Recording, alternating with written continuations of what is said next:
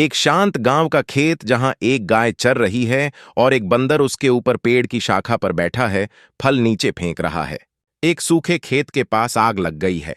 गाय बंधी हुई है और घबरा रही है, जबकि बंदर रस्सी खींचने की कोशिश कर रहा है। बंदर धुएं में उलझा हुआ है, जबकि गाय बंधी हुई है।